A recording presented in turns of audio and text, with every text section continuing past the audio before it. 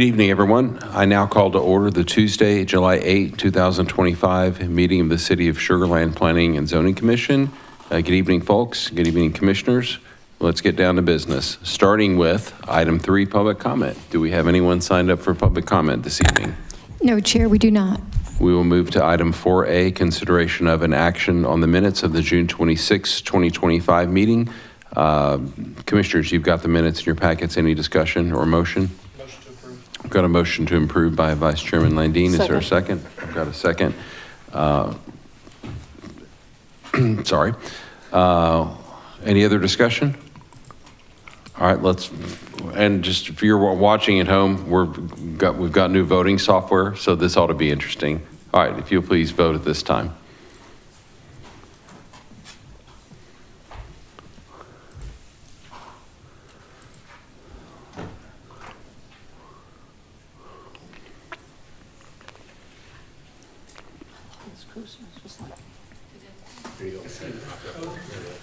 There it is. It passed 6-0. We did that. Thank you very much. And we will move on to item 5A, consideration of an action on Rye Hill Section 5 preliminary plat. Hi, Jessica. What do you got? Good evening. This is another preliminary plat for Rye Hill. Again, this is Section 5. You guys have seen these slides a million times, so I'm just going to quickly go through them. So this is preliminary plat background. The purpose of the preliminary plat is just to lay out the lots and streets, ensure that they conform to the minimum standards. Reserves and access are shown on preliminary plats where applicable, but master notes, signature blocks, and proposed easements are not shown on preliminary plats, only on final plats. And preliminary plats are not recorded, only final plats are. Because this section includes residential lots, a box exhibit is required. The purpose of a box exhibit is to demonstrate that the proposed lots meet the minimum required lot widths at the front and build line. Those boxes do not represent building pads or footprints. The boxes must be provided for all non-perpendicular lots, so any of those lots on curved streets or cul-de-sacs, and the boxes must be placed along the shortest tangent to the required front build line of the lot. Just a quick overview of the Rye Hill development. The city entered into this development agreement on December 5th, 2023. It's an approximately 960-acre master plan mixed-use community in the city's ETJ, just south of the Brazos. It's going to contain a mix of approximately 2,300 single-family residential and Del Webb residential lots. Del Webb residential is restricted to 55 and up. There's a mix of lot widths within that development agreement for both the single-family residential as well as the Del Webb. And then there's also a approximately 60-acre tract north of FM 2759 that's identified for flex/commercial uses. So this is a map to show you the Rye Hill plats that you guys have considered and approved. So the one shown in blue, if you can see my mouse, there we go. So the ones in blue, these are all preliminary plats that you all have reviewed and approved. The ones in red at the 2 meetings ago are the final plats that you reviewed and approved with conditions and have since been recorded at the county. And then the green one here is Section 5. This is the preliminary plat that's under review tonight. So just an overview of the section. Again, it's Rye Hill Section 5. It's 32.243 acres of single-family residential. There are 114 lots, 4 reserves, and 5 blocks. The lots within this section are 60 foot in width, and then an additional 10 feet in width on those corner lots. This section is located south of FM 2759 and east of FM 762, and access will be provided via Rye Hill Parkway. So this is the general plan from the development agreement. As you can see in the little excerpt, the Section 5 is within the lighter yellow, which is that single-family residential. It's going to be getting access off of one of these streets off of Rye Hill Parkway, which is the major collector that goes through the single-family residential portion of the development. So here is the proposed preliminary plat. As you can see, this is Rye Hill Parkway right here where it's getting access. This is Section 4. This was reviewed a few meetings ago. And then here's the proposed box exhibit. So here is where you will see that all of those lots on curved right-of-way or cul-de-sacs are going to have that box. The green are going to signify the 60-foot width. Blue is going to show those 70 feet in width. Those are going to be those corner lots. Oh, and one thing that I would like to point out, something that was discussed during Rye Hill Parkway Section 2 was the drill site access easement. So the document that was recorded that abandoned that drill site access easement through that section did not do it for any other sections. So the language in that document that abandoned it and that was recorded at the county only abandoned it for Rye Hill Parkway Section 2. It did not abandon it for any other sections or plats within this development. So at the time of final plat, it will not be able to clear comments until that drill site access easement is abandoned. So that is why you're seeing it here. It does not affect the approval of the preliminary plat, but it will not be able to move forward at the final plat stage and be considered by Planning and Zoning Commission until it is abandoned. Just a reminder that the commission has 3 options when reviewing preliminary and final plats. The commission can approve with conditions, or disapprove with an explanation. Both the approval with conditions and a disapproval with an explanation have to cite code reasons. And the platting guide has been provided if any conditions are recommended. And with that, staff is recommending approval of the proposed Rye Hill Section 5 preliminary plat with no conditions. And staff and the applicant are available to answer any questions. Thank you, Jessica. Questions for staff? Commissioner Brown? I have one question. Last time, because the drill site access was not abandoned prior, we approved it, but the chair didn't sign it until it was done. That won't happen again, right? We won't even see it for consideration. Correct. Until, okay, I just wanted clarity. Thank you. Yes.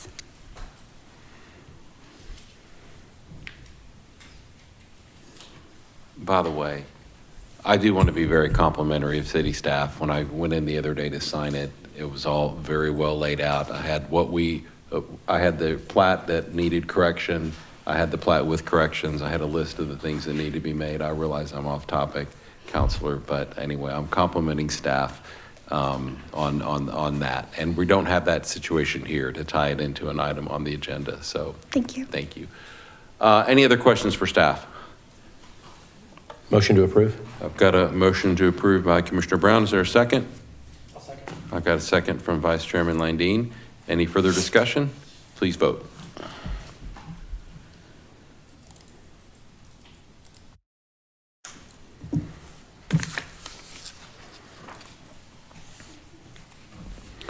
That passes 7-0. Thank you very much, Jessica. Thank you, commissioners. And by the way, for the record, I think I missed Commissioner Smith on the second for the approval of the minutes. So if you'll have that noted in the record, please, I would appreciate it. And we will now go on to item 5A. So there's a couple things going on in 5A. We've got a public hearing, and then we've got consideration and action, but I guess there's a staff presentation first. So here's the deal. Let's hear the staff presentation on the proposed conditional use permit for the establishment of a private school, elementary, middle, and high at 800 Brook Street and 802 Brook Street. I won't read the whole thing until we consider it, but let's hear the presentation on that. Then I'll open the public hearing and we'll move to consideration and action. Thank you. All right.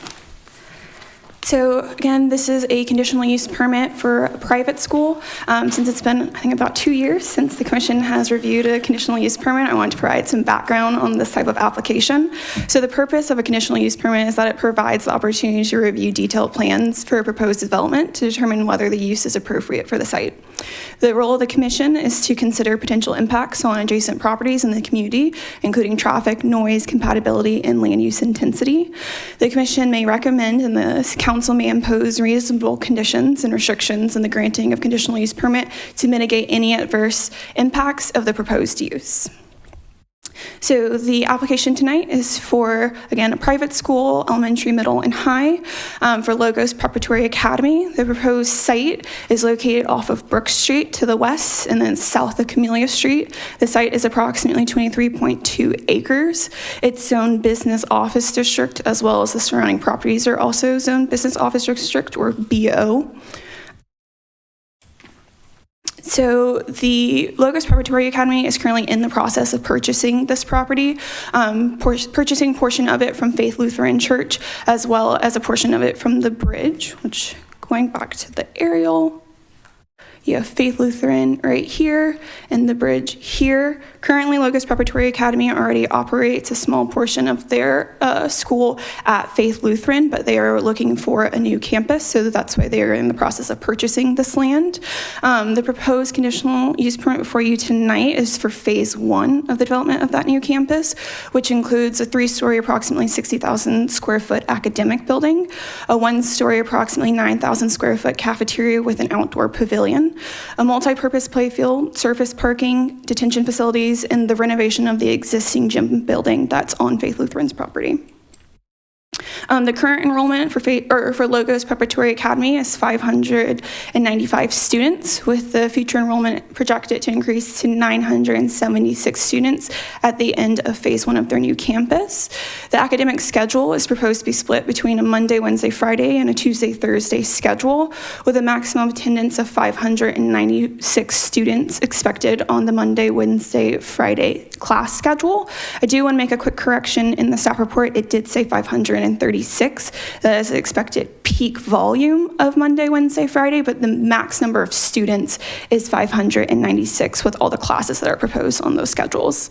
Access to the site will be provided from Brook Street, which is considered a collector roadway, via a proposed primary access easement. And shared parking agreements with Faith Lutheran Church and the bridge are proposed to meet the minimum parking requirements for the school. So looking to the land use plan for guidance, specifically the future land use plan, this site is categorized as both neighborhood, commercial, and services, and a portion of it is parks and open space on the future land use map. For neighborhood, commercial, and services, it's identified as a conventional car-oriented retail and services and other low-impact commercial uses that serve local neighborhoods, similar to a school. And then buildings are typically identified to be low to mid-rise and located on collectors or arterials. Low rise are usually 1 to 3 stories, mid rise are 3 to 6 stories in height. Moving on to a section of the land use plan for guidance on CUP, specifically for schools. It identifies that buildings should be compatible in scale, being the height and bulk, with surrounding buildings.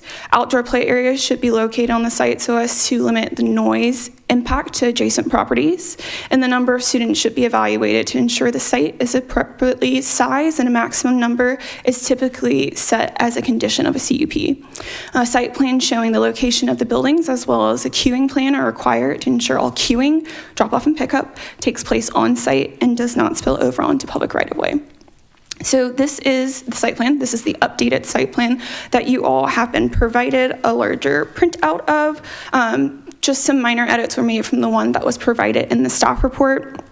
To the cafeteria pavilion, it's just been clarified what the proposed size of it is, as well as that it's 1 story. To the education building, the square footage of it has been added. And then here is the circulation plan. The edits that have been made to this are the addition of the drop-off pickup split, as well as the curriculum split. And then the square footages have also been added to this one as well. Quickly, I'm going to go back to the site plan just to give an overview of the site. So as you can see here, this solid or darker dashed line denotes the proposed property boundary that's still being purchased from these 2 properties. So it'll be replatted together after this conditional use permit is approved. This roadway shown here is the primary access easement, so it's not actually public right-of-way, but it functions as access and meets the access requirements of the subdivision regulations. Here is the existing gymnasium building that will be renovated for the new campus. Here is the proposed surface parking lot with drop-off right in front of the 3-story educational building. And then to the north of that is going to be the cafeteria and outdoor pavilion. To the north of that is the proposed detention pond. And then to the south of the site is going to be that multi-purpose playfield. These dark green areas signify the existing curb cuts, the north one to Faith Lutheran's existing surface parking lot off of Brook Street, and then this one just south of that is the existing curb cut to the bridge's parking lot. Both of these are proposed to be closed down in order, one, to meet the driveway separation requirements, but also because access will be provided to both the bridge and Faith Lutheran from this primary access easement and will serve as a main entry to all three properties. Moving on to the circulation plan. So this was reviewed during the traffic impact analysis. The blue line signifies the proposed drop-off and pickup circulation. So it's going on to Faith Lutheran surface parking to ensure that no spillage goes onto Brook Street. So parents will enter in from Brook Street, either turning left or right, and they will circulate onto this primary access easement. If the queuing is long, they will go into this surface parking lot to the north and come back down and go around the drop-off and then circulate back out onto Brook Street. And then in that minor update, there is the schedule breakdown. So this was evaluated during the traffic impact analysis as well.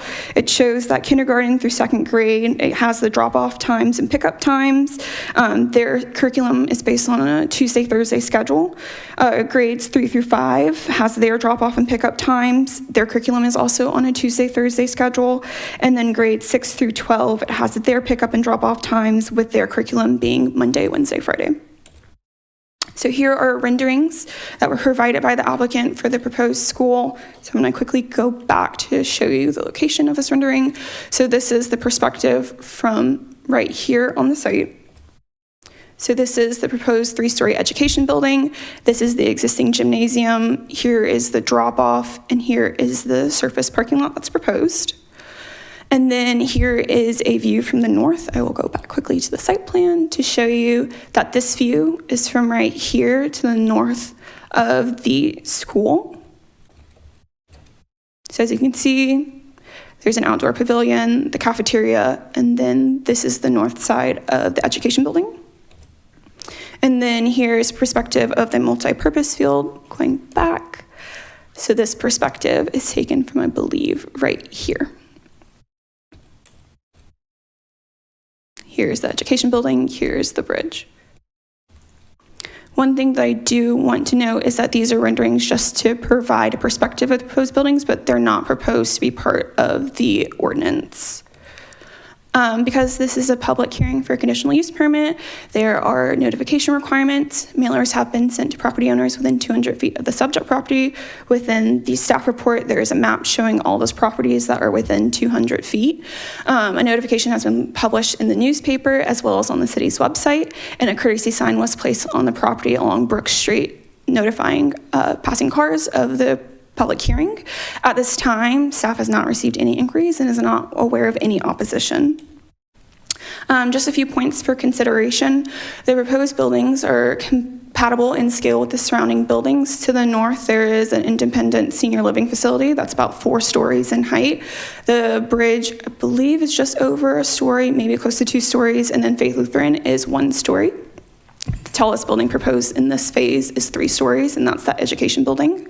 The nearest single-family residential lot is across Brook Street, approximately over 500 feet away. The preliminary parking analysis was conducted with the CUP application, but a final analysis will be completed during the site plan review. Staff has reviewed and concurred the traffic impact analysis, which includes the proposed circulation plan.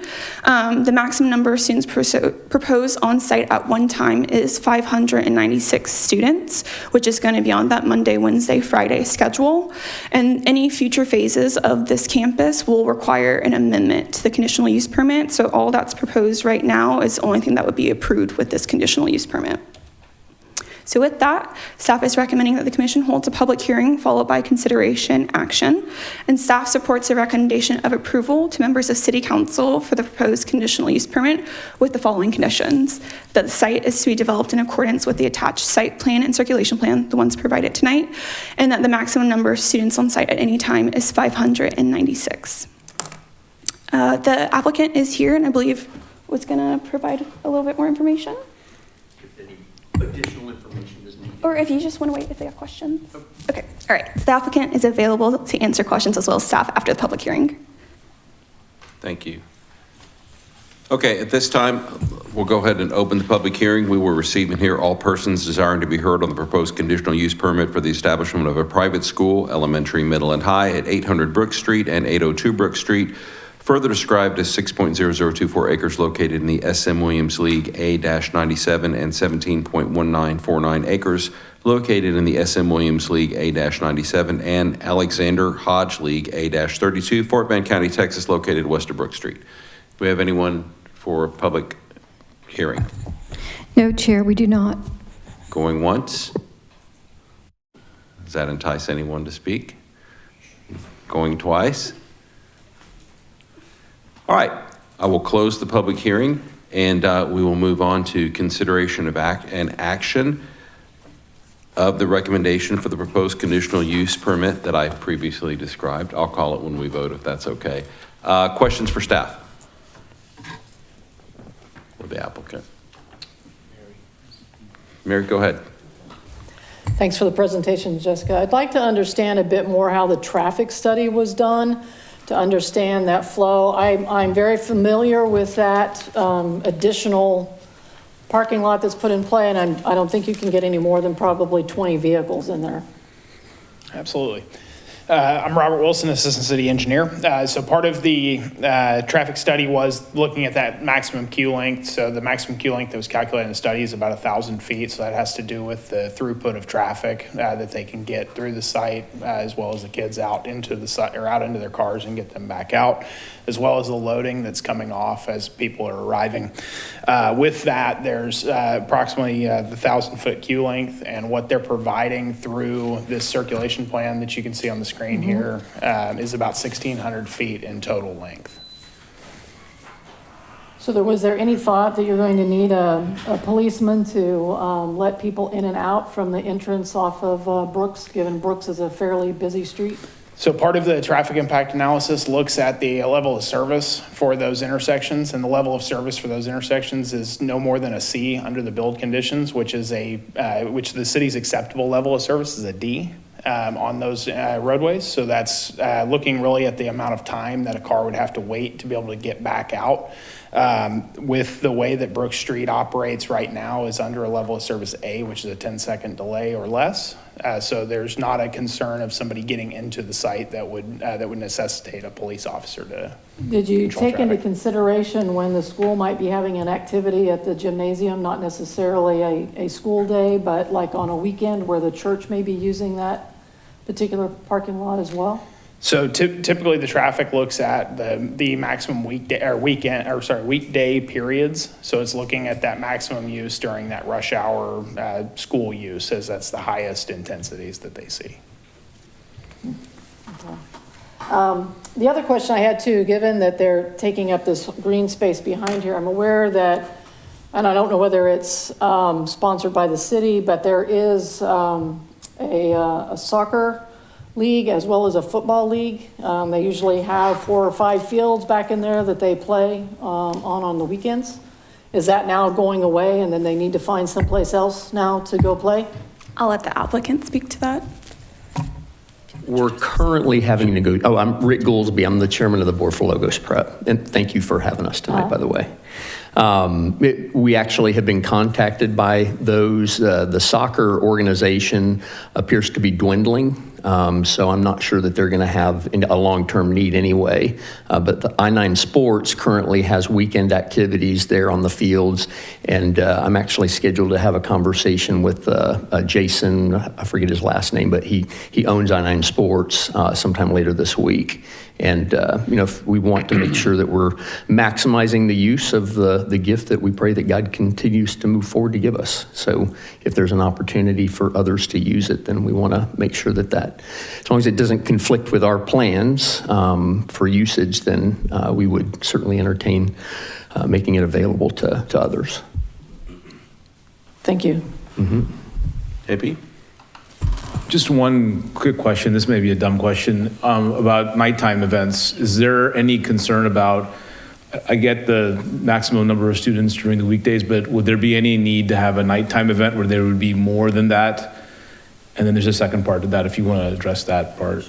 Yeah, probably, I mean, I would not anticipate, because most of, like, our soccer and football games are still going to be played over at Old Kempner Field for the time being. You know, at some point in the future, if we're able to develop further, then, you know, we would hope to maybe have on-site evening, nighttime games and things like that. But for right now, the practice fields, I don't think any of our practices typically go past about 7 p.m. Okay, and then there's no part of this that you could potentially rent out or lease out if someone wants to throw an event at one of the open air spaces or something else, a facility as part of the school that could be leased out? Is that something that you would even allow or consider, or is that all going to be used for school activities?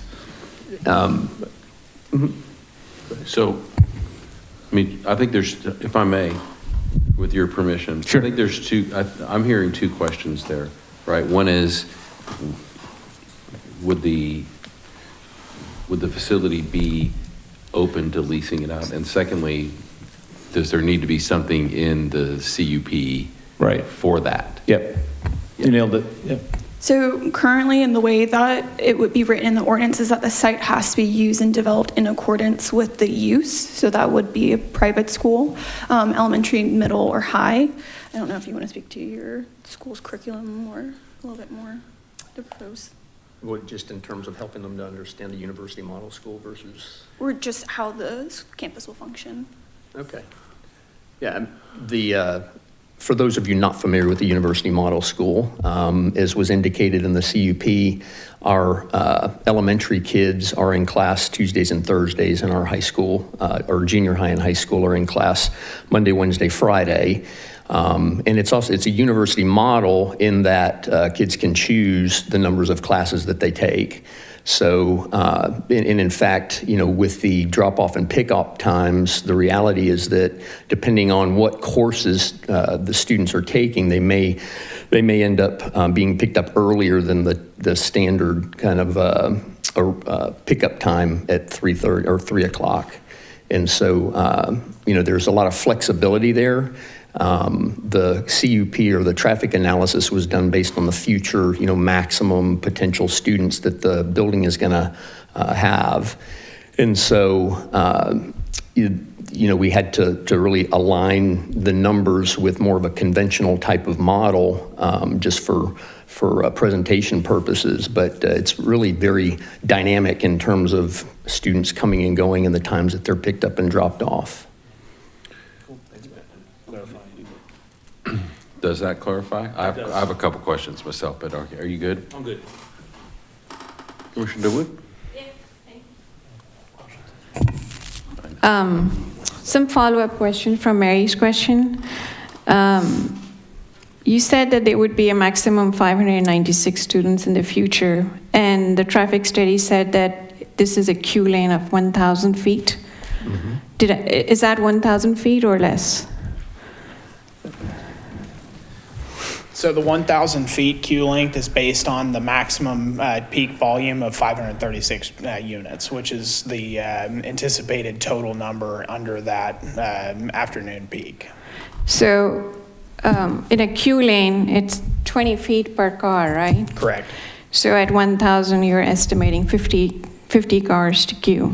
Roughly, and so that queue length comes in from the turnover of traffic as well. So in that traffic study, we determined that they can turn over about 5 vehicles every 60 seconds. So it has to do with how quickly they can get the cars in and how quickly the cars come in. 60 seconds to get in the car and drive down and exit.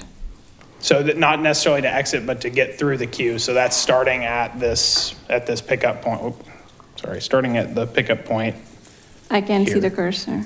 Oh, wrong screen. Sorry about that. Starting From roughly there? here. Okay.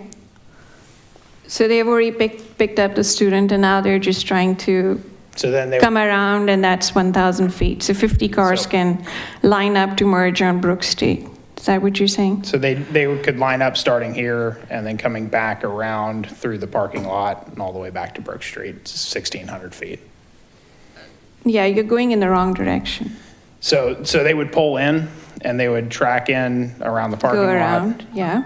around, back in. And then stop, pick here, up. pick up, and then pull out and come back to Brook Street. So which is the 1,000 feet? So the 1,600 feet that they're providing is starting from Brook Street to this point along the line.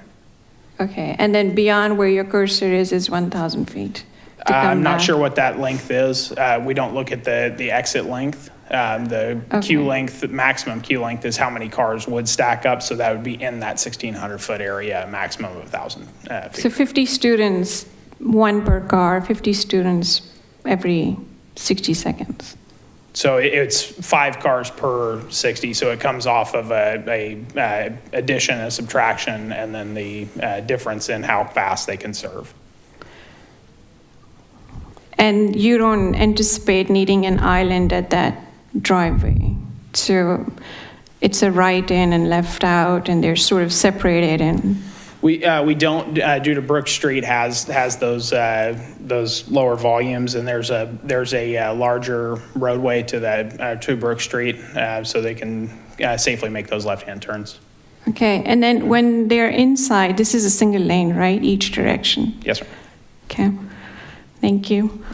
How many properties were notified? You said, how many feet? 500? 200 feet. 200. Is the state requirement. And the nearest residence was 500 feet away? Yes, So that is they- from the building, not from the property. So the property touches Brook Street. So it's the building back here is over 500 feet away from the nearest residential lot. But the property line goes up to Brook Street. So going across this right away, it would touch a few residential properties. Okay, how many were they? Just curious. I would say maybe 15, if I'm remembering the labels correctly. Somewhere around that. 15, so no questions from those 15 residents just No. yet? And just to clarify, on the map that was provided, those also include properties that are owned by the state, the city, county, and stuff like that. Those are not notified, so there may show that there are more parcels than are actually notified. Okay.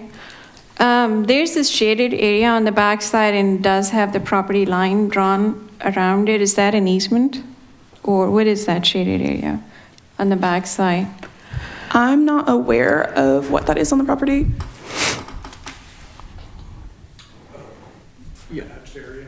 The hatched area that you see there is a site that used to be an old char lake from Imperial Sugar that has some hazardous waste that's been buried down. It's a containment site, basically, so we can't build anything other than playing fields over top of it. So it is part of your purchase agreement? It is. Okay. And then the heights. When this gymnasium is, when it's getting renovated, is the height being raised on that, or is just an interior renovation? Are you doing any exterior? No, in fact, the renovation is literally just moving the baskets out about 10 feet and then demolishing some kindergarten classrooms at one end of the building and turning that into a weight room. So it's all interior work? So there's not going to be any additional height to that. Okay. Or anything done to the exterior other than some paint. And this site plan that was furnished to us that is hoping to go into record does not have a north arrow. So I'm not sure when you say north, where is north? Okay, we can have that added. Thank you. No further questions. Thank you. Commissioner Brown? I don't mean to beat a dead horse, but I'm going to beat a dead horse. I ran the parking numbers. I talked to staff last night. I sent an email. There was an answer on the queuing lines. I see what's on paper and I see what your counts are, but I've got personal experience where my kids went to school at Fort Bend Christian. My wife works there. I experience it every day. They've got less students and more of a traffic problem there. They double queue on, what street is that? Don, that's... The Main Street coming in? No, that's Gillingham, the one that runs east-west in front of the school. Lakeview? 7th Street is to the north. Lakeview? Lakeview, thank you, I'm sorry, I had that on the tip of my tongue. But they're doubling up down Lakeview, and then they turn and they double all the way through that parking lot in a big S-turn, and they back up down Gillingham going north to 7th Street. if staff is comfortable with this, I'm respectful of that. But just be aware that Brook Street, at the point of entry to this driveway, is a single lane. And staff needs to feel real comfortable with this number is a good number because you're going to have to live with it. And if not, there's going to be, you have to do a traffic light or something to get people in and out of there right there. So I just want to reiterate that you got to feel good about this because it looks good on paper, but the same thing a couple of miles north doesn't work. So. Thank you. Any comments on that from a traffic perspective? I had a question. Sorry, I'm jumping you, but. No, you're good. I had a question. Good evening, Commissioners. Jason Vaughn, Traffic Engineering Manager for the Engineering Department. And yes, we reviewed the TIA in that, and we are good with the results of the TIA with the queuing analysis. They have the much long, and I apologize, I just walked into the meeting from another meeting, so I haven't heard the previous conversations. But they have a much longer driveway distance to the school.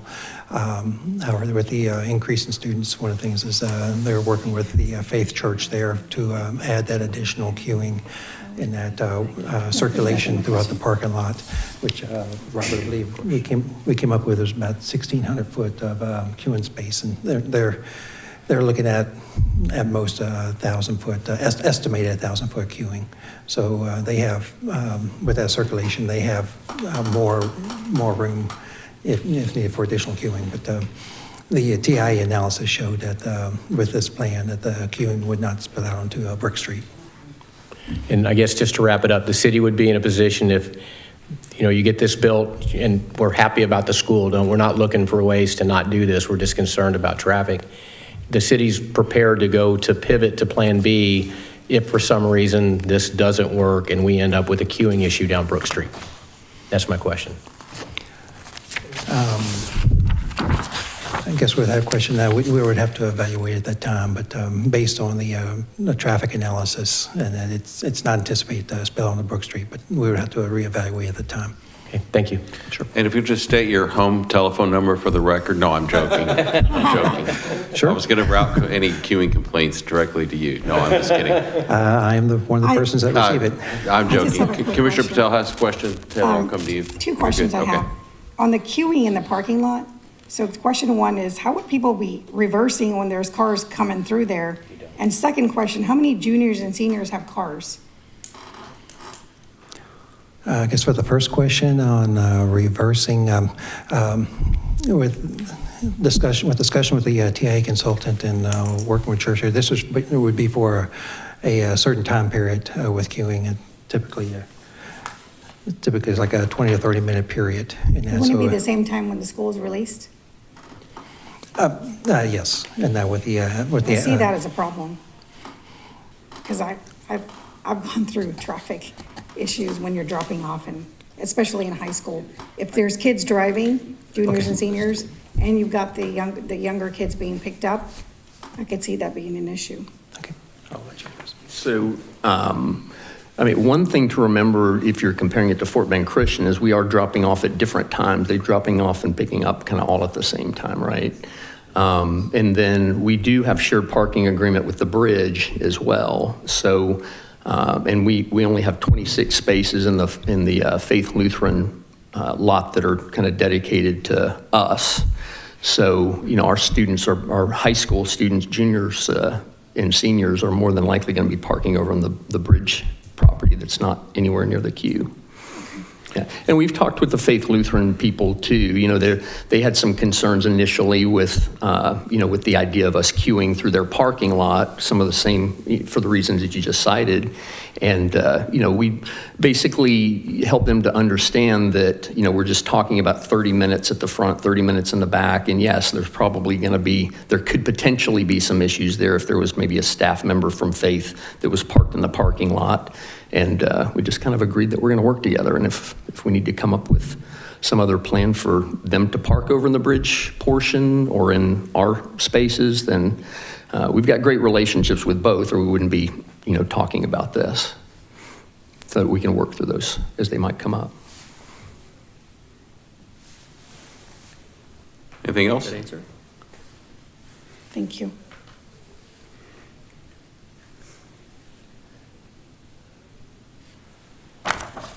Let's see.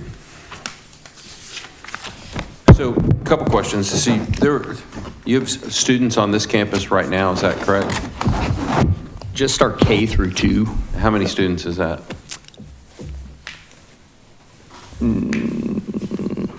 I don't know. Okay. Yeah, couldn't tell you. Okay. And this is just what we're being asked to Okay. Go ahead. vote on right now. Go ahead, I'm sorry. So the current attendance is 108 students, K through 12, or K through 2.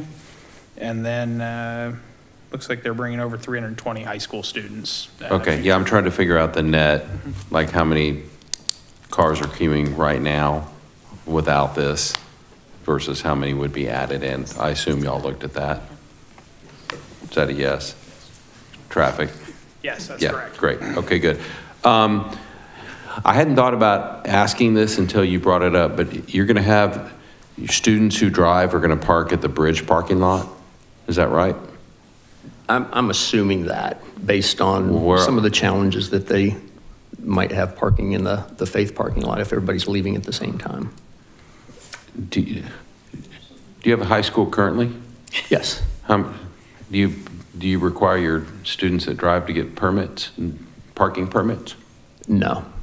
Do you know how many students that you have that drive? I would say ballpark 200. Okay. maybe.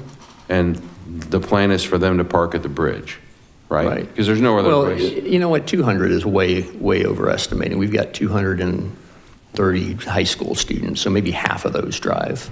Okay. But they're going to have to park on the bridge parking lot, right? There's no other place for them to park. Am I missing something? Well, between the bridge and the parking that we're developing right in front of the new building, Okay. And how many spots is that? it's what, 40? Here's my question. Is there, if you're going to have parking at the bridge, is there going to be, how are you going to make sure that students safely can cross the queuing line to get into the buildings? Or you could tell me they don't have to? Have to in terms of like a paved crosswalk or something? I'm just asking. Right?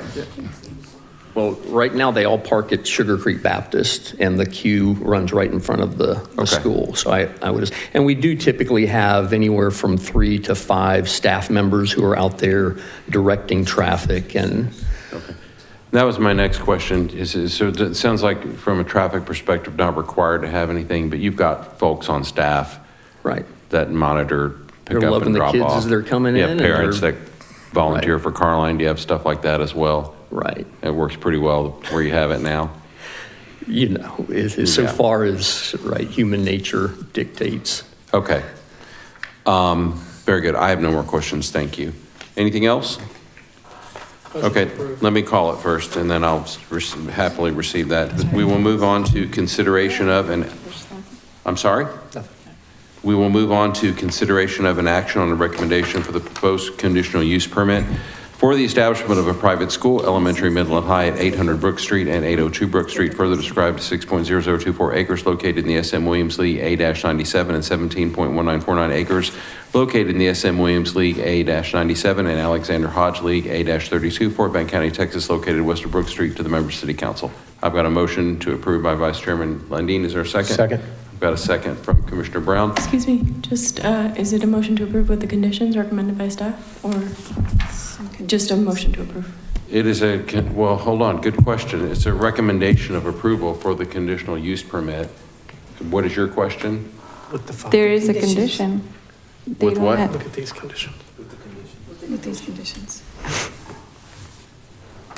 Fair enough. So let me call it again. One of the conditions is to add the north end. And you want to add the north, yeah, okay, fair enough. Okay, so, let me think about how to do this. So, just to be clear, as presented in the meeting, the motion is for a recommendation of approval to City Council for the proposed conditional use permit with the following conditions. One, that the site to be developed in accordance with the attached site plan and circulation plan. Two, the maximum number of students on site at any time is 596, and 3, that there's a directional indicator of which way is facing north, correct? All right. That's the motion. Taylor? I will second.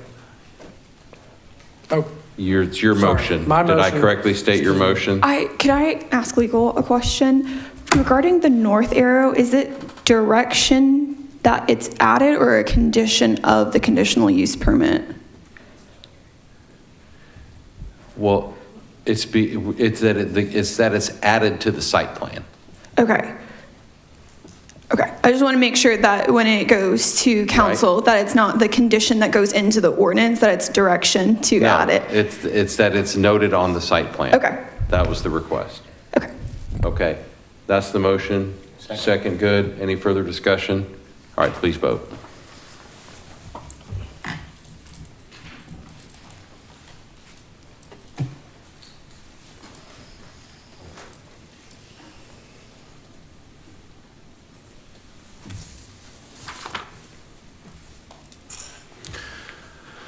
All right, that passes 6-1 according to my list. Thank you very much, everyone. We move on to 7A, Planning and Zoning Commission Liaison Report from the July 1 City Council meeting. Commissioner Brown?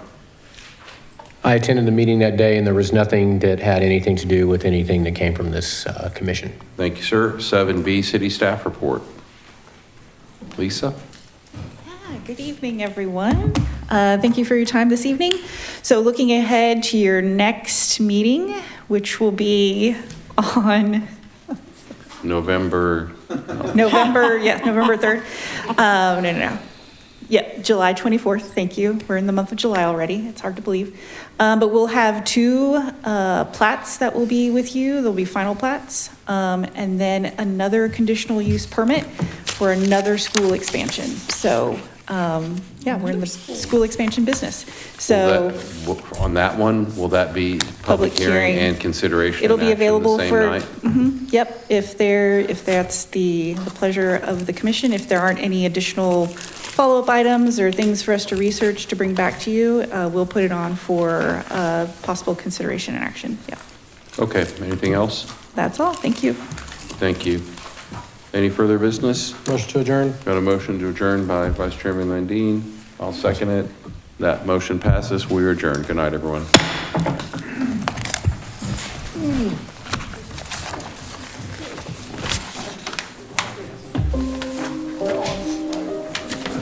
What's that?